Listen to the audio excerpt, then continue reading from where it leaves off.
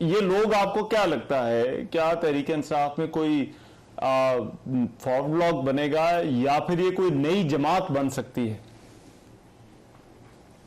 देखिए, मैं नहीं ये तो तहरीक इंसाफ के जो लोग तहरीक इंसाफ को छोड़ के जा रहे हैं और 9 मई के वाकयात जिसको वो कर रहे हैं, इससे जो लातालगी का ऐलान कर रहे हैं, आज तो वसीम अकरम भी सुने प्लस की जगह माइनस हो चुका है।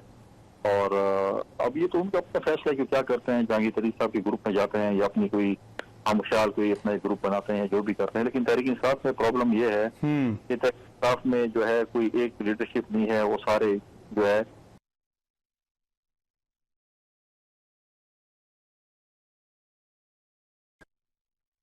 बुजदार थे, फिर पता नहीं कितने कितने ग्रुप थे। KPK में भी 2-3 ग्रुप 4 ग्रुप थे जो एक दूसरे को नहीं मानते थे। अब उनके ऊपर डिपेंड करता है, इसमें तो हमारा कोई वो नहीं है कि तहरीक इंसाफ का क्या ग्रुप बनता है क्या ग्रुप नहीं बनता। अच्छा, तो ये तो उन्होंने फैसला करना है। हमारा फोकस है पार्टी पे है कि हम अपनी पार्टी के लिए काम करें, मेहनत करें, में अपने मैनिफेस्टो पे जो है अपना एक जो है ज्यादा चीजें निकालें। ठीक, राइट। अच्छा शुएब शरीफ साहब, एक और मामला जो कि कोर्ट के सामने है वो इंतखाबात के हवाले से है। उसमें भी अब क्योंकि वो नजरसानी का कानून भी है, कल भी अदालत में इस हवाले से जो है वो बात हुई। अब तो उसमें आपको क्या लगता है कि हुकूमत ने ये जो नया कानून दिया है उसके बाद क्या वाकई हुकूमत के पास जो है वो अब नजरसानी जो कि अपील का कहा जा रहा है, वो अपील का अब राइट जो है वो हुकूमत को मिल चुका है? उसके बाद देखें, एक बात मैं जरा पुलिस वाली बात करके आगे चलूंगा कि ये जो डिस्क्रेडिट लोग थे बकौल आपकी नज़र में, आज जो पार्टी भी इनको लेगी, जिस को जो चले जाएंगे, वो बाज़ाहिर ये कहेंगे कि जनाब ये तो बड़े बाज़मीर लोग थे जो 2 हमारे पास आ गए हैं, ये 4 चले गए हैं मुस्लिम लीग नून के, उनके लिए वो बहुत बड़े बाज़मीर हो गए हैं। अब ये जहांगीर तरीन की तरफ था, ये ड्राई क्लीन हो गए हैं। माजी में यही ATM मशीनें कहा करते थे जहांगीर तरीन को और अलीम खान को, आज नून के लिए सबसे पसंदीदा तरीन वो लोग हो गए।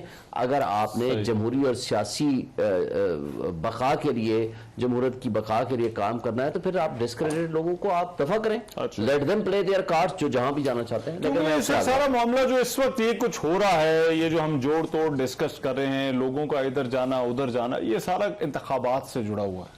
तो अब इस वक्त सवाल ये है कि इंतखाबात वाले मामले का जो है उसी में हम क्या बनेगा। और असल बात यह है कि अगर सुप्रीम कोर्ट अपने फैसले पे अमल दराज, सबसे पहले तो मैं आता हूं जो मौजूदा गवर्नमेंट का काम था। देखिए 90 डेज में इलेक्शन लिखा हुआ है, इनको दोनों सूबों में इलेक्शन करा देना चाहिए था। They breach the violation, they breach and violated the constitution, ये जुल्म किया इन्होंने। फिर इस मैटर सुप्रीम कोर्ट में गया, सुप्रीम कोर्ट ने पहला फैसला दिया 1 मार्च का, दूसरा दिया 4 को, 14 मई का इलेक्शन कह दिया और उसके ऊपर लेके बैठ गए। मुझे अफसोस है कि सुप्रीम कोर्ट ने फैसले तो दे दिए, ठीक आइन कानून का मुताबिक दिए, उसको एग्जीक्यूट कराना चाहिए था। बुलाते आप चीफ एग्जीक्यूटिव को, प्राइम मिनिस्टर को, बुलाते आप सेक्रेटरी खजाना को, बुलाते आप सेक्रेटरी दिफा को। ये तो कहते थे कि हमारे पास नफरी नहीं है। आज तो पूरे पाकिस्तान में आपने 245 लगा के पूरे पाकिस्तान में फौज बैठा दिया। क्या उस वक्त आप बॉर्डर्स की सिक्योरिटी ज्यादा खतरनाक थी, आज नहीं है? तो बात यह है कि ये सिर्फ ड्रामेबाजी और उनके बहाने थे और इलेक्शन से ये भागना चाह रहे थे। राइट टू अपील अब है इनके पास या नहीं इस कानून के तहत जो फैसला आया था? जो पहला वाला लॉ आया, प्रैक्टिस एंड प्रोसीजर एक्ट, वो तो सस्पेंड हो गया है। उसके अंदर राइट टू अपील है, उसके अंदर जो पहले वाला है। जो दूसरा वाला आया है उसके अंदर राइट ऑफ रिव्यू है। वो भी बैकडेटेड है, ये भी बैकडेटेड है। लेकिन इस राइट ऑफ रिव्यू दोनों में अपील का था और उसमें अपील था। इसमें रिव्यू है, लेकिन review as a kind of appeal तस्वर की जाएगी। अच्छा, ये उन्होंने कह दिया। लेकिन उसके अंदर एक खतरनाक चीज थी कि जनाब जो 184(3) की प्रोसीडिंग्स आएंगी उसमें 3 जज साहबान, chief justice, 2 senior most members, वो बैठ के फैसला करेंगे कि कौन सा बेंच बनाना है, कौन सी कॉन्स्टिट्यूशन करनी है, और बहुत सारी चीजें थी जिसको बुनियाद बनाकर उन्होंने उसको सस्पेंड कर दिया। अब ये दोनों ओवरलैप कर रहे हैं। अब ये नया लॉ जो चैलेंज नहीं हुआ अभी फील्ड में है, इसके मुताबिक 60 डेज में कोई भी शख्स, आज से 50 साल पहले भी किसी के खिलाफ ऑर्डर आया है, वो आकर के रिव्यू पिटीशन फाइल कर सकता है, जिसको अपील की तरह तस्वर किया जाएगा और उसका लार्जर बेंच सुनेगा। यानी 5 मेंबर हैं तो 7 मेंबर उसमें बुनियादी फर्क तो यही है ना, रिव्यू और अपील में जो सुनने वाले का फर्क है ना जी। तो इसमें मामला सुना अपील की तरह ही जाएगा, सुना अपील की तरह जाएगा। इसमें वो जज बैठ सकते हैं क्योंकि अपील में वो जज नहीं बैठ सकते जिसने फैसला दिया होता है। बिल्कुल ठीक हो गया। तो ये थोड़ा सा ये फर्क है और उसकी हद तक कल उन्होंने कोर्ट को कह दिया है कि जनाब हम इस पे दोबारा रिव्यू करना चाहते हैं तो हमें आप टाइम दे दे। तो हो सकता है पिछले लॉ को वापस ले ले, वो कहें कि ये जो नया लॉ जिसको सस्पेंड नहीं किया या किसी ने चैलेंज नहीं किया हम इसको कंटिन्यू करना चाहते हैं। हाफिज साहब, हुकूमत इलेक्शन कराना चाहती है? देखिए, बुनियादी तौर पर जब बात शुरू हुई पंजाब और केपी असम्बली की जब तहलील हुई और इमरान खान ने तहलील की, वहाँ से बात शुरू हो जाती है। जस्टिस अतहर मिनल्लाह साहब ने एक सवाल उठाया जब वो बेंच से अलग भी हुआ गालिबन या उसका हिस्सा नहीं बना। उन्होंने कहा पहले ये देखना चाहिए कि असम्बली की तहलील के पुष्ट पर उसकी पस मंज़र में रीजन्स क्या है, वजूहात क्या है, क्या ये असम्बली वाकई आईनी तौर पर तहलील की गई है। अब चौधरी परवेज़ इलाही साहब खुद कहते हैं, उनकी क्लिप मौजूद है कि 90% असम्बली अरकान जो PTI और PMLQ के हैं वो इस हक में नहीं है कि असम्बली तहलील हो। तो फिर आप मजबूर हो कि आपने तहलील की, आप तहलील करने के हक में नहीं थे, तो फिर किसने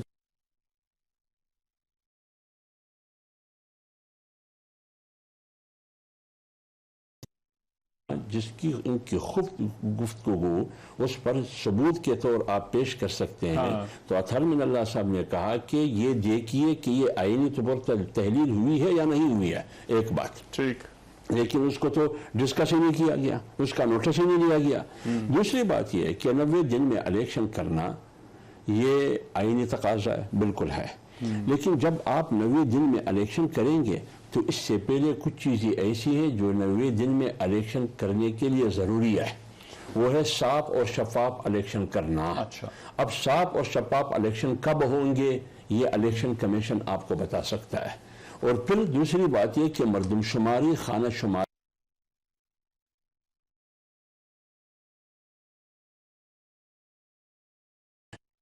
शुमारी, हल्का बंदी, खाना शुमारी ना हो, वो इलेक्शन गैर आईनी होंगे, तो वो ऑलरेडी शुरू है। तो आप अगर 2 सूबों में अभी इलेक्शन करेंगे तो 2017 की बात है, लेकिन वो एक बात और कर, एक बात देखिए मेरी तरफ गुजारिश है, अभी अक्टूबर में हो जाएंगे, अभी आ रहा हूं इसी पर।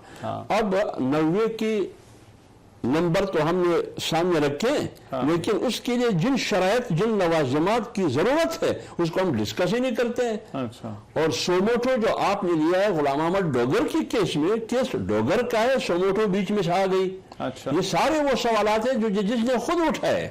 दूसरी बात ये कि इलेक्शन होंगे नहीं होंगे, देखिए आईन ने हमें 5 साल की मुद्दत दी है। जैसी 5 साल पूरी होगी, अभी तक फैसला यही है, इस पर कोई सोच विचार नहीं है कि इलेक्शन अपने वक्त से आगे जाके फिर एक्सटेंशन होगी, इसमें नहीं, इलेक्शन अपने वक्त पर होगी। अच्छा। असेंबली मुद्दत पड़ेगी आईनी, जैसे उनकी मुद्दत पूरी हो जाएगी 60 दिन के अंदर इलेक्शन होना आईनी तकाजा है। अभी तक फैसला यही है। ठीक है। कुंडी साहब, एक चीज की जरा वजाहत कीजिएगा, ये तहरीक इंसाफ के जो मेंबरान असेंबली इस वक्त पार्टी को खैरबाद कह रहे हैं, अब इन्होंने पार्टी छोड़ दी है, तो पार्टी का वो जो फैसला था असेंबली से जाने का, वो भी ज़ाहिर बात है अब वो तो उनका फैसला नहीं है, तो इनको असेंबली में वापस आ जाना चाहिए। क्या मशवरा होगा आपका? देखिए, हम तो पहले दिन उससे कह रहे थे कि आप आए, असेंबली में बैठे। इमरान खान साहब को चाहिए था कि वो अमेरिकन कांग्रेसमैन के पांव पड़ने के बजाय वो इस पार्लियामेंट से डायलॉग्स करते, सियासी जमातों से डायलॉग्स करते और इस सब चीज़ों का वे फॉरवर्ड जो है वो इलेक्शन होता। लेकिन उन्होंने जो है पहले कहा कि मैंने किसी से नहीं बैठना, हाथ नहीं मिलाना, कुछ नहीं करना, और अमेरिकन कांग्रेसमैन की जो है मैंने मिलकर करनी है। फिर जिस तरीके से अस्तीफों का उन्होंने रंग रचाया कि हम इस्तीफा देंगे, एहतजाज कर रहे थे और कभी क्या करते कि मंजूर किए जाए। जब मंजूर हुए और इलेक्शन की अनाउंसमेंट हुई, फिर रोना शुरू कर दिया कि वापस पार्लियामेंट में भेजें। अब देखिए, हाई कोर्ट ने उस इलेक्शन पे स्टे दे दिया था। अब ये तो सुप्रीम कोर्ट जो है वो इस पे एक्शन लेती कि हाई कोर्ट ने क्यों स्टे दिया है, यहाँ पे इलेक्शन हो जाना चाहिए था और यहाँ की नुमाइंदगी जो है वो पार्लियामेंट में पहुंचती, लेकिन हाई कोर्ट ने स्टे दे दिया और सुप्रीम कोर्ट ने कुछ नहीं किया उसका। और अभी जो है उन्होंने कहा कि जून के इस्तीफे जो आप, लेकिन उसका एक प्रोसेस है।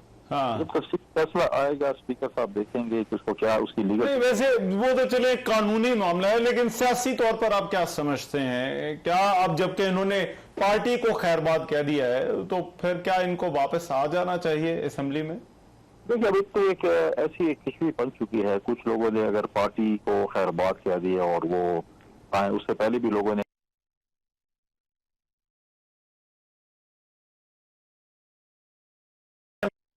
जिन्होंने आज इख्तलाफ भी किया। आज भी जो है वो पार्लियामेंट में उसका हिस्सा है, जिसपे बड़ा हाँ। डिटेल है। लेकिन इसमें तो अब देखिए मेजोरिटी लोग, जैसे उन्होंने अब एक कमेटी बनाई कि जी मेरी खुद साख्त एक कमेटी बनाई कि मुज़ाकरात की कमेटी, जिसपे किसी ने उसको मुज़ाकरात की दावत ही सोचनी थी, हाँ। जिसमें से जो है उस मुज़ाकराती टीम का कप्तान भी कल छोड़ गया, और उसके बाद कुछ जो है वो छोड़ गए और कुछ मफरूर हैं, और इस किस्म की कमेटी बनाई। पहले तो उनको पेश सामने लाए, पहले अपने हिसाब किताब 9 मई का, जिन कमेटी मेंबरान में कुछ ऐसे लोग भी हैं जिनके ऊपर बहुत ज्यादा वो है कि उन्होंने 9 मई अच्छा। जो है वो किए हैं, पहले वो अपने हिसाब किताब तो दें। वैसे आप तो बातचीत के बड़े हामी रहे हैं, मैं ये भी जरा पूछना चाहता हूँ, क्यों बातचीत जो है वो नहीं हो सकती या मुज़ाकरात नहीं हो सकते? हम बिल्कुल बातचीत के हामी, और सबसे पहले चेयरमैन बिलावल भुट्टो जरदारी साहब ने और प्रेसिडेंट जरदारी साहब ने उस पार्लियामेंट में खड़े होकर बात की थी कि हाँ। मुज़ाकरात चाहिए। हमारी इत्तेहादी जमातों में बहुत सी रिजर्वेशन भी थी कि जो है मुज़ाकरात नहीं होने ठीक। चाहिए, लेकिन हमने कहा नहीं मुज़ाकरात होने चाहिए। लेकिन 9 मई के वाक़यात के बाद देखिए मुज़ाकराती टीम में भी उन्होंने ऐसी एक टीम भेजी जो गैर संजीदा टीम थी, और उसके अच्छा। 9 मई के वाक़यात के बाद मुझे बताएं कि किसके साथ मुज़ाकरात करें, उन लोगों के साथ मुज़ाकरात करें जिन्होंने हमारे जो है फौजी हमला पे हमला किया, जिन्होंने हमारी JHQ पे हमला किया, जिसने हमारे कोर कमांडर हाउस पे हमला किया, जिसने जिस तरीके से रेडियो स्टेशन की मैंने आपको दास्तान सुनाई, या हमारे FC के किले पे या उनके स्कूलों पे और एम्बुलेंस पे हमला किया, उन लोगों के साथ हम मुज़ाकरात करें। अच्छा।